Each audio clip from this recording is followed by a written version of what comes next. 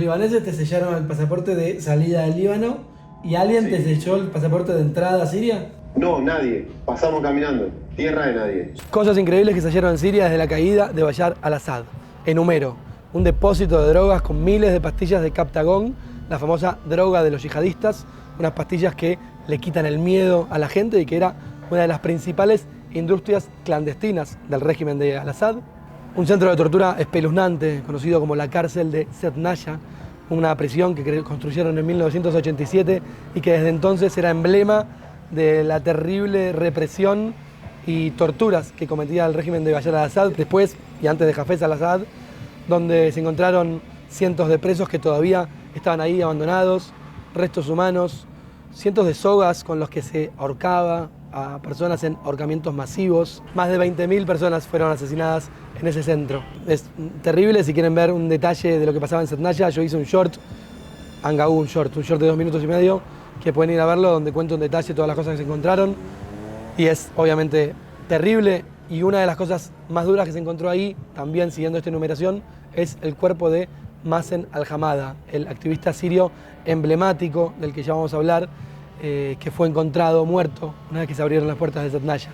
También se vieron estos días un convoy militar ruso huyendo, espavorido, desde su base militar en Latakia hacia Turquía, rarísimo, por ruta. Y también vimos cómo miembros de HTS entraban al mausoleo, a la tumba de Hafez al-Assad, el padre de Bashar, y incendiaban todo, destruían todo. Bueno, este es un video para hablar no solo de lo que se encontró en Siria, sino también de su posible futuro. Porque lo que todos se están preguntando hoy en día es si realmente esto fue un cambio positivo. Si bien no hay dudas de que es positivo que haya caído al-Assad, en parte por todo lo que conté que se encontró, la gran duda es si lo que viene es algo mejor. Todos decíamos que sí. De eso va este video. Probablemente ven que estoy en un paisaje diferente, que mi voz está completamente deteriorada y que hay muchos ruidos alrededor. Eso es porque estoy de viaje en este momento, en una cobertura, estoy de viaje en Colombia, pero no quería dejar de hacer este video, más allá de que mi voz casi no lo permita y de que esté en el trajeteo de las coberturas, porque hice 2 entrevistas respecto de Siria muy interesantes para mí y que quería compartirlas. Si quieren escucharlo todo y seguir escuchando mi introducción y mi planteo, sigan mirando este video de manera lineal, que voy ahora a continuar con mi introducción.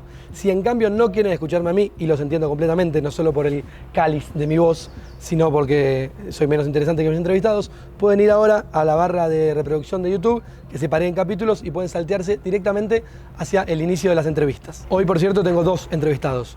Uno, un periodista argentino que acaba de entrar en Siria, y que voy a escuchar que me dice que vio en terreno, y otro, un analista militar, como suelo tener, un coronel del ejército argentino, que es, según dicen dentro de la fuerza, el militar que más sabe de Medio Oriente. Así que vamos a hablar con los 2, pero eso más adelante. Sigamos con el análisis. ¿Cómo se toma un país entero? ¿Cómo se reemplaza de un día para el otro todo un gobierno? Bueno, eso es lo que está pasando en Siria en este momento. Al-Jolani se sacó el turbante y ya no se presenta como un líder extremista, sino que quiere presentarse como un líder plural, un líder de hecho que busca acercarse a Occidente. Según las primeras declaraciones de sus líderes, por un lado Al-Jolani y por otro lado el primer ministro que ya nombraron como interino, buscan una Siria para todos, que integre a todas las religiones, a todas las etnias, que sea tolerante y que respete la libertad. Son una serie de declaraciones que plantean una Siria muy diferente, no solo a la que había, sino a la que se estaba especulando que podía haber. Cambia su nombre una vez que conquista, que toman, que finalmente cae Assad, él cambia Que su toma nombre Damasco. y porque Al-Jolani tenía una referencia a su época de islamista De- o por... Porque lo asociaban con el terrorismo y lo asociaban con Al Qaeda.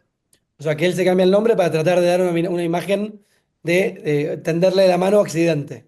Exactamente. Y O la yo quita diría al del... revés, para que que a Occidente Occidente le le tienda tiende la una mano. mano. A partir de ese momento, y vuelvo a lo que vos me preguntabas, Al-Golani deja de llamarse Al-Golani, pasa a llamarse eh, Ahmed al-Shahara, para que no lo confundan con lo anterior, pero sigue siendo la misma persona, y trata de vestirse occidentalmente para lograr un apoyo occidental y demostrar que quiere ser una nueva figura dentro del concierto geopolítico mundial, regional, cercano a Occidente, o trabar alguna amistad con Occidente sin aliarse con lo que son los iraníes y sin ser un país chiita para insertarse nuevamente dentro de la Liga Árabe y estar dentro de la normalidad de lo que son los países sunitas islámicos. En el análisis anterior que hicimos, que lo pueden ir a ver ahora, yo planteaba dos escenarios posibles, yo y mi entrevistado. Un escenario posible era que luego de la caída de Al-Assad se fragmentaran las distintas facciones de los rebeldes y esto entrara en una guerra civil descontrolada al estilo Libia. El otro panorama que planteamos fue que Siria se convirtiera en un régimen extremista, en un califato como es Afganistán, y que se volviera un régimen extremista, fanático y religioso. Esos son los dos panoramas que yo presenté. Pero es cierto que me olvidé de presentar un tercer panorama, me lo hicieron notar algunos de mis espectadores del canal, y que es muy importante. En mi caso fue un olvido involuntario, pero que es fundamental mencionarlo. Una Siria más pacífica, tolerante. Esto presenta un montón de preguntas, ¿no? Y si este escenario es posible, si los rebeldes extremistas, otrora terroristas, miembros de Al-Qaeda, de Al-Nusra, realmente cambiaron y plantean una Siria mejor. Bueno, los especialistas en inteligencia dicen que siempre conviene pensar mal para equivocarse menos. Yo en mi caso no soy un especialista en inteligencia, así que me permito la ingenuidad de plantear en este video si podría acaso salir algo bueno de este quiebre que hubo en el gobierno de Siria. Dice Al-Jolani que ellos traen un cambio de gobierno, no un cambio de cultura. Traducido, está diciendo que no va a instalar un califato. ¿Vos, Omar, creés que es posible que hayan llegado al poder con una vocación integrista, con una vocación de tolerancia para todas las religiones y las etnias en Siria, que realmente quiere Al-Jolani, o con su nuevo nombre, quiere instalar una Siria plural? ¿O crees que esto es una primera publicidad, pero después va a ascender un gobierno extremista? ¿Qué crees vos? Te doy un hecho. Al día de hoy ya tuvieron enfrentamientos entre las tropas de Al-Golani y las fuerzas de defensa sirias que estaban al este del río Éufrates. Fueron desarmadas, fueron dispersadas mediante cuestiones, mediante tiros, con lo cual quiere imponer, ese es el gran problema. Todo el mundo piensa que Siria, si no hay una mano fuerte, va a ser un estado fallido. La solución de todas estas inquietudes van a estar en 60 días cuando asuma el nuevo presidente de Estados Unidos y vea cómo se comporte para con Medio Oriente. Ok, o sea que vos decís que hay que esperar a la llegada de Trump para ver si Al-Jolani se puede convertir en la mano fuerte, pero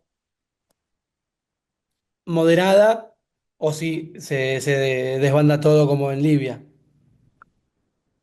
Hay que tratar de que no se desbande todo como en Libia, porque Medio Oriente siempre es un equilibrio, un delgado equilibrio. Para ponerte un ejemplo, cuando fue la primera guerra del Golfo, se lo dejó vivo a Saddam Hussein porque era el que balanceaba todo lo que es Medio Oriente. Lo mismo pasa en este caso. ¿Tiene antecedentes muy sangrientos Al-Jolani o no se le conocen? Esa es una pregunta que habría que hacérsele a alguno que esté en Siria. Descuento yo que todos estos grupos terroristas se han impuesto al resto por acciones que riñen con todas las cuestiones. No te olvides que un grupo terrorista hace acciones convencionales, no convencionales, de guerrilla, de terrorismo y de crimen organizado. 5 cuestiones a tener en cuenta. El número de 500.000 muertos en más o menos estos 12 años de Al-Assad tiene que ver en gran parte con el uso de armas químicas. Sí, señor. Siria era el depositario de todas las armas químicas iraníes que habían quedado después de la guerra entre Irán e Irak. Fue el único país, Siria, junto con Estados Unidos, Israel y Rusia, que no firmó el pacto para el desarme de armas químicas. Con esas armas, Bashar al-Assad ponía gases dentro de los tambores de 200 litros y los tiraba desde un helicóptero sobre los rebeldes, con lo cual masacró hospitales, distintos lugares y demás. No obstante ello, como mantenía el statu quo dentro de Siria, lo mantuvieron en el gobierno. ¿Y qué tipo de armas químicas, qué producen esas armas químicas? ¿Ahogamiento, ácido? ¿Cómo Gas son? mostaza, el gas mostaza, el famoso gas mostaza que te produce un ahogamiento, te impide respirar, te saltan los ojos y demás, y ahí te morís porque no respirás. Inclusive lo peor que podían hacer era que tiraba este gas mostaza durante la noche. Entonces vos te encontrás, o si vas a los anales y demás, vas a encontrar un montón de víctimas que parecen dormidas, sobre todo los chiquitos. Se me pone la carne de gallina de pensarlo y demás, de haber visto. Mueren durmiendo porque nadie se da cuenta que no pueden respirar. ¿Estas armas químicas eran las que quedaban de la guerra entre Irak e Irán o él siguió produciendo? No, eran los que quedaban como depositarios de las armas iraníes. Es posible que ya encontraron los depósitos de armas químicas. Sé que Israel estuvo bombardeando para intentar destruirlas. Es posible que se encuentre un arsenal. Se están encontrando muchas cosas, ¿no? En estos días de caída, cárceles, centros de tortura, un depósito de drogas. Es posible que veamos encontrar en algún momento esto. En Medio Oriente todo es posible. ¿Estás al tanto de que encontraron un depósito con drogas, una droga, el que le llaman la droga de los yihadistas? Eh, Sí, cuando se inicia el ataque que hace Hamas sobre Israel, utilizaron unas pastillas muy similares a las que usaba Hezbollah, que se llama Captalón. Estas pastillas producen la inhibición del miedo a las acciones, es decir, te quitan el miedo a la muerte. Entonces, uno va a enfrentar cualquier tipo de acción sin temor a que sea muerto. Y eso hace que el guerrillero tenga una, una forma de pelear mucho más sanguinaria porque no tiene temor a que sea muerto. Y más dentro del Islam, si están muriendo por Alá, como la masa supone que lo estaba haciendo, sabe que va a ir al paraíso. Con lo cual, no tiene miedo a morir. Y más si se le agrega este tipo de pastilla, este tipo de opiáceo que hace que no enfrente, que enfrente a la muerte sin temor a ella, hacen cualquier tipo de acción. Hablé con varias personas dentro de Siria, entre ellos, por ejemplo, un cura argentino de Alepo.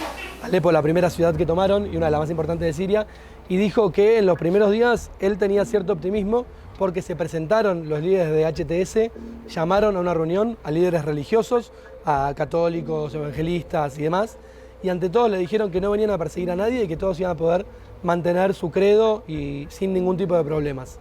Esto es obviamente una primera señal alentadora. Veremos si se mantiene. También me contaba él y otras personas con las que hablé que en las empresas municipales, en las empresas de gobierno estatales de Siria, se expulsó a las principales autoridades, a los directores, por ejemplo, de las empresas de agua, de electricidad, pero al resto de la planta se los invitó a seguir siendo sus trabajos y se les dijo que iban a mantener todos sus puestos de trabajo, que acá la idea no era perseguir a nadie, que solamente se reemplazaban a los directivos. Eso es otro paso que también permite ver que, obviamente, en la dificultad de reemplazar a todo un gobierno, que HTS, por el otro lado, no tiene la gente suficiente, están tratando de tender una mano al resto de la población. Hoy lo que se vive en Siria es una fiesta y la pregunta es cuánto va a durar. ¿Cómo es entrar en Siria hoy? Llegué a Beirut, al otro día partimos para acá, la frontera la controla el ejército libanés, estampan el pasaporte y del otro lado nos encontramos con HTS. Entonces, los libaneses te sellaron el pasaporte de salida del Líbano y alguien te selló el pasaporte de entrada a Siria. No, nadie. Pasamos caminando. Tierra de nadie. Y los rebeldes te gritaban bienvenido. Sí. Aslan, Alan, Wasahlan, que es como bienvenido en árabe, ¿no? ¿Dirías que hasta ahora lo que poder percibir en la gente es más clima de algarabía por la caída de Assad o conmoción por las cosas que se van descubriendo en Zendaya? Sí, más bien como alegría y liberación, ¿no? Le preguntabas, bueno, ¿cómo te sentís? Liberado, sí, liberado. Lo que tiene interesante es que la mayoría te dice, por ahora, somos libres, pero no sabemos qué viene. O sea, hay como cierta incertidumbre y miedo por el futuro, porque, digamos, estos grupos que por lo menos tomaron el poder, o que al menos que controlan Damasco, que es la capital, digamos, han tenido vínculos, digamos, con Al-Qaeda, con Al-Nusra, son fracciones, digamos, de todo ese tipo de grupos, que por más, digamos, es como de alguna manera dicen, bueno, cayó el régimen, esto es bueno, pero no sabemos qué viene, ¿no? Esperamos que haya algún tipo de acuerdo entre las facciones armadas, y digamos que se logre al menos una constitución que no sea bajo la ley islámica, que es lo que más miedo tiene, por lo menos acá en Damasco, que es donde hay un sector más, se podría llegar a decir liberal, ¿no? Por ejemplo. O sea que todavía no compraron el paquete que les ofrece el Jolani de vinimos para una tierra para todos. Todavía la población no compró, no termina de creer. Tiene que verlo, digamos, no es que hay una total voto de confianza para HTS en el poder. Sí, exactamente. Están como, hay tensión, se nota que hay tensión porque falta terminar de acordar, digamos, quién va a gobernar, cómo. O sea, no hay gobierno. Claro, estás en una calma que antecede a una posible, muy probable tormenta. Y claro, vos hablás, nadie sabe de qué va a pasar. Es algo que uno se queda... Una de las cosas que más me impresionó, de las que me contó Santiago, es que apenas entró, el primer día se encontró con el funeral del activista sirio Mazen al-Hamada, el que mencionaba al principio del video. La historia de Mazen al-Hamada es impresionante. Seguramente vieron, porque se viralizó en los últimos días, un video, un fragmento de una entrevista en la que él contaba cómo había sido torturado en la cárcel de Setnaya. Este es el video, y él cuenta que fue colgado de los brazos, que fue violado sexualmente, que le rompieron los huesos. La entrevista la cuenta en un documental que hizo. Lo meten preso por ser activista, por participar de las protestas de la primavera árabe. Lo meten preso, lo torturan, y cuando lo liberan se va a Europa, comienza su trabajo de activismo para visibilizar la causa. Sin embargo, Europa, más allá de escucharlo, para Mazen al-Hamada no fue suficiente y decidió volver a Siria. Una decisión audaz y muy peligrosa. Volvió en el 2020. Apenas aterrizó en Damasco, la capital de Siria, desapareció. Se lo llevaron las fuerzas de Al-Assad y nunca se supo de él. Nos enteramos ahora, el 9 de diciembre, que había sido llevado nuevamente a Setnaya, donde fue asesinado. Cuando entraron a la cárcel, luego de la liberación de Siria, se encontraron en la morgue con su cuerpo, con el cuerpo de Mazen al-Hamada, que fue claramente uno de los emblemas de la resistencia siria. Y el día que entró Santiago a Siria estaba sucediendo su funeral. Hizo estas fotos muy fuertes de ese día, la imagen de él impactando a todos, que queda obviamente como un símbolo de la resistencia. Yo me pregunto lo siguiente: si esto fuera cierto, si al-Jolani y los suyos hubieran cambiado, ¿es suficiente? ¿El mundo va a aceptarlo? ¿Siria va a aceptarlo? ¿Existe la redención para quien viene de una organización que cometió tantos crímenes? ¿Alcanza realmente con haber cambiado de ideas? ¿Cómo se encara un proceso de paz si no creemos que esto es posible? Me parece paradójico preguntarme justo esto estando en Colombia, ¿no? Donde el proceso de paz y desarme de la FARC fue tan emblemático. Bueno, los leo en los comentarios. El pueblo sirio viene sufriendo, no sé, 500.000 de muertos, millones de desplazados. Bueno, esto lo de la cárcel que mencionabas, había algunos que pensaban, o sea, tienen tanto tiempo que están en prisión, o sea, que los metió, incluso creo que Hafez al-Assad, pensaban que los había liberado el régimen de Saddam Hussein. Pensaban eso. Increíble. Y después, bueno, más de 100.000 desaparecidos, ¿no? Es una locura. Digo, vos cuando empezás a escuchar todo eso, ahí te cae la ficha cuando decís, bueno, ¿por qué la gente está celebrando? Más allá de quién los liberó, ¿no? Pero es algo que a veces yo me quedo pensando, es medio parecido a cuando Estados Unidos invadió Irak. ¿No? Que vos decís, bueno, es el imperialismo, ¿no? Pero claro, la gente celebró, al menos al principio, porque claro, se sacaron de encima un peso durísimo. Pero bueno, vengo como tratando de hacer entrevistas con gente de los partidos políticos para tratar de tener una visión por lo menos de cómo de cómo van a encarar la situación, ¿no? Porque había muchos partidos que estaban prohibidos y muchos como que me han dicho, bueno, queremos como salir a hablar y contar qué es lo que opinamos sobre todo esto. Y nada, se ve que empieza a haber un poco de lo que nosotros en Argentina, ¿no?, decimos la rosca política, ¿no? A ver quién se va a quedar con qué, ¿viste? Como Por ejemplo, bueno, Al-Hodani, que es el líder, digamos, del HTS, genera cierta expectativa porque se habló de que él dijo que va a sentarse a conversar con los kurdos, por ejemplo. Pero bueno, todavía no hay nada, digamos. La gente que va a seguir, que quiere seguir tu laburo, que puede querer ver los informes que haces, ¿dónde te busca? No, y yo soy Santiago Montag, Santiago.montag. Que la gente vaya a tu Instagram, que ahí vas a ir compartiendo. Dale, sí. Me alegro, tengo mucha envidia de estar allá. Venite. Sabés que nada, querría más, tengo algunos problemas de agenda, de trabajo, si no querría estar ahí, pero me alegro que estés vos. Son varias entrevistas para tener un video con distintas miradas y tener algo parecido a una mirada total de la situación y sobre cuán posible es una paz militar en Siria. ¿Cómo surge la guerra en Siria, en sí, la guerra civil en Siria? Cuando Bashar al-Assad, que no iba a ser quien iba a sucederlo a su padre, sino que se hizo cargo porque el hermano mayor de Bashar al-Assad muere en un accidente automovilístico.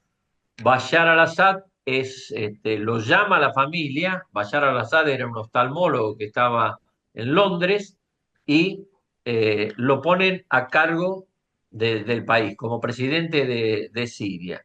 Y le dicen que iba a tener el respaldo de su cuñado, casado con la hermana, y de su hermano menor, Maher, que iba a ser el jefe de las Fuerzas Armadas. Cuando empieza la revolución, que siempre empieza por acciones de la juventud, en Dara, en la ciudad de Dara, Bashar al-Assad dice, ¿qué hizo mi padre cuando tuvo una revolución 10 años antes? Sacó al ejército a la calle para eliminarlo directamente. Eliminó entre 10.000 y 15.000 personas y se acabó la revolución. Cuando sucede esto, después de la primavera árabe, estamos hablando ya del 2011, eh, hace lo mismo. Dice, si a mi padre le fue bien, a Hafez al-Assad, ¿por qué no me va a ir bien a mí? Total, contaba con el apoyo del hermano, del cuñado, que era un asesor de defensa y que entendía del tema. Él era un presidente más. Cuando sucede esto, se renuevan los ataques, se renuevan las presentaciones, las manifestaciones, y la tercera vez que ordena que salgan las Fuerzas Armadas a reprimirla, las Fuerzas Armadas se dividen y dicen, no, yo no voy a pelear más, ni voy a reprimir más a mi pueblo. Y ahí se sucede la división. Cuando empieza eso, empiezan a haber las grandes deserciones. ¿Por qué? Porque la masa de las Fuerzas Armadas, los grados subalternos y los soldados en Siria son sunitas y los comandantes junto con el gobierno son alawitas, que es una aristocracia dentro de los chiitas.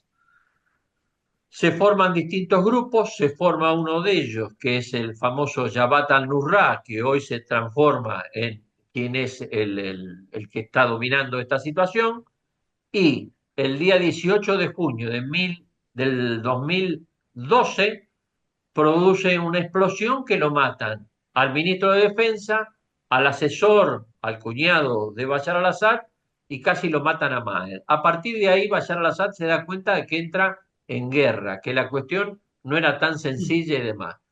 Y aparte, a partir de ese momento, todos los países islámicos sunitas liderados por Saudi Arabia, empiezan a otorgarle dinero, a enviarle dinero y apoyos a todas las organizaciones para evitar que Siria se convierta en otro país chiita, al igual que Irán, para evitar que entre ellos dos se hagan cargo de la Liga Árabe. En el medio de esta cuestión surge ISIS, que Abu Bakr al-Baghdadi, estando preso en Cambuca después de la irrupción norteamericana en Irak, dice, ¿por qué si a todos estos grupos terroristas les están dando dinero, yo estoy fuera de este juego?